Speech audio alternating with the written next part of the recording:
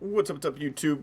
Down front here. Just going to go over just my thoughts on the markets. If you saw, we drew out the expected moves for the week, for the whole week, and we bounced off that first one right today. So we're gonna jump into it this week, or sorry, jump right into it. We're gonna go through the IWM, QQQ, SPY, and just kind of my thoughts, what I want to see, just my overall outlook.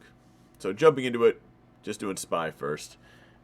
Again, not a support line. Did draw these lines on Saturday. If you're on this channel, then you know that. If you saw the video, you watched me draw these.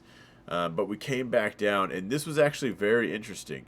Because right inside here, I almost thought we were going to bounce right here. Because if you watch these live, I was in futures live trading this, and this was actually just up, down, up, down, up. I mean, just 1 minute down, 1 minute up, multiple times inside each wick, finally failing just to pop right back up, come right back down, getting close to that. Again, that's, lunchtime turnaround market makers.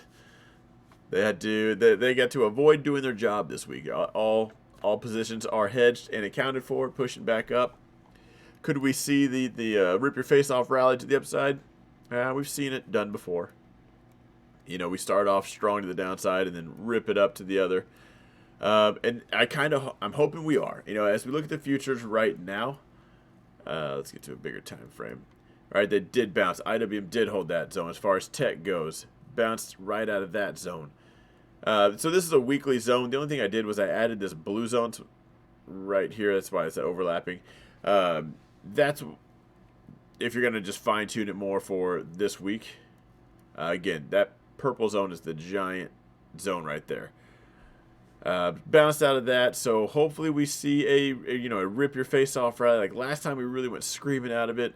Hopefully that's what we're seeing. Right now, if we're green tomorrow morning, put your stops in the green. There's no need for a green trade to go red. It could just be a gap and crap, hopefully a gap and go. Tomorrow morning on all three of these, if they are green, what I'm looking for is any kind of stalling, right? I want to know the bulls are coming with confidence, conviction, whatever you want to call it. The excuses are there. I want to see them run with it. I see it stalling. They're getting scared. At that point, I probably am too, and I bet the market's going to feel it. And at that point, things might start selling off, so tighten those stops up at that point. Anyway, so getting back to this, bounced off of our expected move. The expected move here is still looks like 469-ish. So keep an eye there. Again, if we do this for some reason, say we gap down, future self overnight, and we're here again, watch out for the excitement. The excitement is below this. At that point, we got to rein it back in, or we make a run for that 2 spot. This is where volatility is hiding, just below this and above this. So it's a short week, so I expect we stay inside and the fireworks are hopefully done. But that doesn't mean anything's off the table. As far as tech goes, didn't quite make it all the way down. Did have that same kind of turnaround. So nothing too wild here. Just off to a red day today. IWM getting pretty close. Bought up. That's at a failure zone. You just don't want breaking. IWM at these levels, could break down. That's not off the table. This is a weekly zone right here, but it's bright yellow for a reason. Now, I bought actually recently, just tagged out trying to trade the futures right now, but I caught the knife down here, and all the bears are thinking it's going to break out down here, just like all the bulls thought the breakout was going to happen every time it happened here. So remember, it's horizontal until not. Right now, we still are, but you're kind of in that danger zone. You don't want IWM breaking this for sure. As far as the tech world, Apple, Microsoft, Amazon pretty much all look the same. Nothing really exciting. Did add to Tesla today.